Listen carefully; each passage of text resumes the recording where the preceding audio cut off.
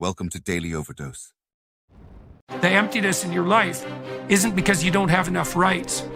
You have all the rights there are. You have more than you should. And it isn't because you lack consumerist options. You have Amazon and pornography, man. You can get whatever you want whenever you want it. And if that's still not working, well, what are you missing? Well, maybe you're missing the opposite of that. A little bit of restraint, a little bit of sacrifice, some responsibility. Man, stop bullshit. If you really got a problem with your life, you'll change it. You're not tired of being broke. You're not tired of being stuck. You're not tired, because if you was tired, you would actually do some shit about it. I'm tired of everybody running around complaining as if you're on the receiving end of whatever this world wants to dump on you and you don't have a choice. It's time to grow up, man. Excuses sound best to the person that's making them up. Anybody who is determined to do something, who wants something to be different, it will eventually be different.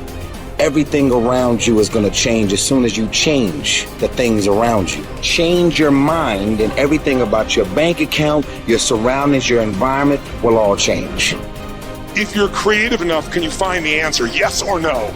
If you're determined enough, can you find the breakthrough? Yes or no? Creativity, decisiveness, passion.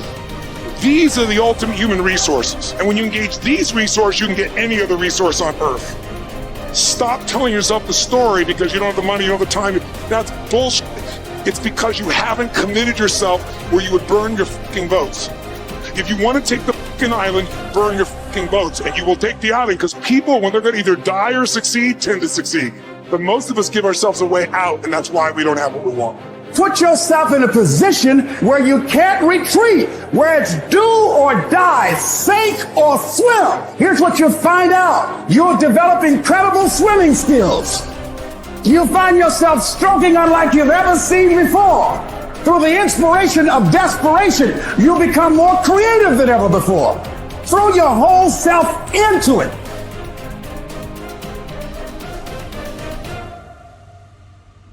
I'm talking about grit.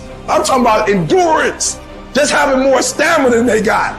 In order to get to the next level, you gotta sacrifice. You gotta take risks. You gotta be willing to do by faith whatever you're asked to do. Listen to me, there are no shortcuts to success. There are no discounts to success. It's always sweat. It's always blood. It's always tears. You always have to give all to be the best.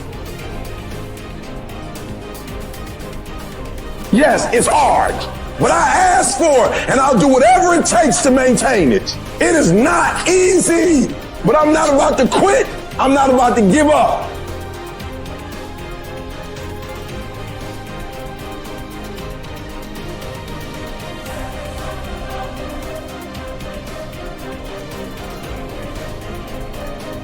If you've explicitly formulated a set of goals and you're pursuing them, then you've adopted the responsibility to act in a certain manner to make those goals realize themselves. That's responsibility that you've adopted rather than responsibility that's being imposed on you, assuming that you've thought through the goals and you find your spirit in harmony with those goals. You can consult your resentment. I think that's a very useful step. If you find yourself angry and bitter about the things that you are responsible for doing, then that's an indication that you might be operating under some unhealthy compulsion, that you're rebelling, and that's the reason for the resentment against the insistence that you act in a certain way. Although it's also possible that you're just immature and that you're rebelling against the discipline that's necessary to attain the goals that you genuinely do want to attain and that are valid and that you are actively engaged in constructing. So you have to get that straight, and some of that's a consequence of thought, and again, some of that's a consequence of discussion with other people with whom you're intimate enough to have a conversation like that, and perhaps they have conversations about similar things with you if you're fortunate. At the end of God's creation, describing how order emerges from chaos, or being from potential, there's this strange line, which is probably the most important line that's ever been written in our culture, at the basis of our culture. And that is that men and women are made in the image of God. And what does that mean? Well, if God is that which confronts potential with truth and courage and makes what's good out of potential, that seems to indicate that we have the same faculty. Like on a smaller scale, we're not omniscient, but we're not bloody well nothing. You know, our conscious is integrally tied into the structure of being in some manner we don't understand. And it certainly is the case that we take what isn't and turn it into what is. That's something, man. That's quite the trick we've been able to manage. And so we're made in that image. And so what are we supposed to do? Well, that's what we're supposed to do. We're supposed to type our letters and make our phrases and construct our sentences and build our paragraphs and put our chapters together and make our books and communicate to people and straighten out the damn culture and constrain the malevolence and ignorance that besets each of us and push nature back and extend ourselves out into the unknown and confront the potential that's there in illimitable quantities and make the world better than it could be otherwise. To move it away from hell, and it can certainly become that, and toward heaven to the degree that we can manage that. And that is a good enough goal. That's the thing. You need something, you know, because your life is tough. It's hard. You need something that, you know, you need something to get out of bed for and fight for. And that's something, right? To fight, let's say, against hell and for heaven. That's something to fight for. Just, you know, if you want to be convinced about this, like read a little bit about hell. Read the Gulag Archipelago, or read Ordinary Men, or read The Rape of Nanking, or read about what happened in Nazi Germany during Auschwitz and all the catastrophes of the 20th century, and see if you believe in hell, and see if you think, well, maybe not having that happen anymore would be a good idea. And then think about maybe that's something you could contribute to. And then it wouldn't have to happen anymore. And that would be a good thing, and God only knows what great things we could manage under such conditions. We're becoming incredibly technologically powerful. And what would it be like if we became equally wise? Well, that would really be something. God only knows what we could manage in the next 20 years or the next 100 years, you know? We're running at 40%, most of us, you know, because we're half in and half out. And it's not surprising because life is difficult. It's like, well, what if you were 90% in? Or 95% in, or all in, because you're all in anyways, right? It's a life and death game. No one gets out of this. Everyone dies. You might as well commit yourself. And you might as well commit yourself to the highest good that you can attain, because why not? It'll imbue your life with meaning. It's hard, the responsibility's there, but all the meaning's in the responsibility, and that'll make your life better. It'll make your family's life better. And it should make your culture better. Maybe it make the world better. It's like, that'll justify your damn miserable existence at 3 o'clock in the morning when you're wondering what the hell you're doing here. And that's a good thing, because there's going to be days when you're aching and tired and sore, and there's people in your family that are sick, and you're cynical and bitter, and you need a reason to get up, and you think, yeah, well, a little more heaven and a little less hell, maybe I can pull that off today and tomorrow and next week. And that's worth struggling forward for.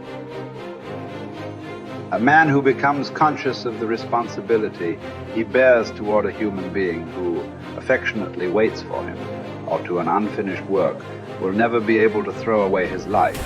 He knows the why for his existence and will be able to bear almost any how. By declaring that man is responsible and must actualize the potential meaning of his life. I wish to stress that the true meaning of life is to be discovered in the world rather than within man or his own psyche, as though it were a closed system. I have found this constitutive characteristic the self-transcendence of human existence. It denotes the fact that being human always points and is directed to something or someone other than oneself.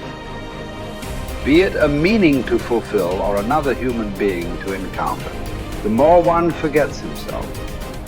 By giving himself to a cause to serve or another person to love, the more human he is and the more he actualizes himself. What is called self-actualization is not an attainable aim at all. for the simple reason that the more one would strive for it, the more he would miss it.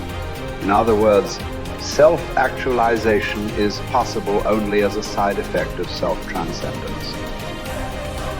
A human being is not one thing among others. Things determine each other, but man is ultimately self-determining what he becomes within the limits of endowment and environment. He has made out of himself.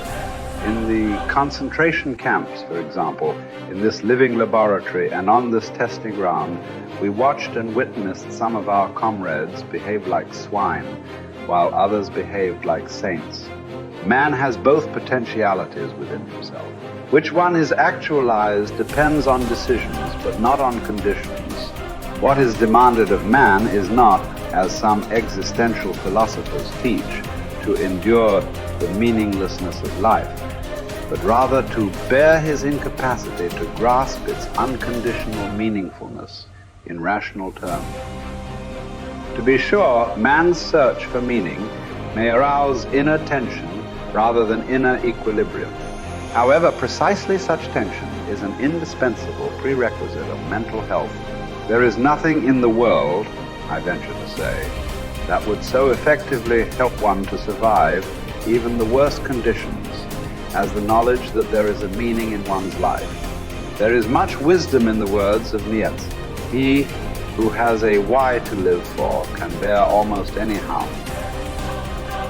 What was really needed was a fundamental change in our attitude toward life. We had to learn ourselves, and furthermore, we had to teach the despairing men that it did not really matter what we expected from life, but rather what life expected from us. We needed to stop asking about the meaning of life, and instead to think of ourselves as those who were being questioned by life daily and hourly. Our answer must consist not in talk and meditation, but in right action and in right conduct. Life ultimately means taking the responsibility to find the right answer to its problems and to fulfill the tasks which it constantly sets for each individual. These tasks, and therefore the meaning of life, differ from man to man and from moment to moment. Thus, it is impossible to define the meaning of life in a general way. Questions about the meaning of life can never be answered by sweeping statements. Life does not mean something vague, but something very real and concrete, just as life's tasks are also very real and concrete. They form man's destiny, which is different and unique for each individual. No man and no destiny can be compared with any other man or any other destiny. No situation repeats itself, and each situation calls for a different response. Sometimes the situation in which a man finds himself may require him to shape his own fate by action. At other times, it is more advantageous for him to make use of an opportunity for contemplation and to realize assets in this way. Sometimes man may be required simply to accept fate, to bear his cross. Every situation is distinguished by its uniqueness, and there is always only one right answer to the problem posed by the situation at hand. When a man finds that it is his destiny to suffer, he will have to accept his suffering as his task, his single and unique task. He will have to acknowledge the fact that even in suffering, he is unique and alone in the universe. No one can relieve him of his suffering or suffer in his place. His unique opportunity lies in the way in which he bears his burden.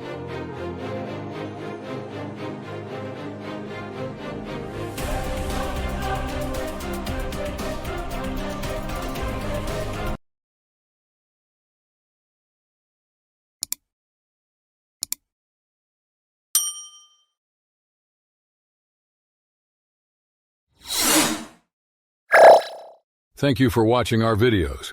Please like and subscribe to our channel so you won't miss another video.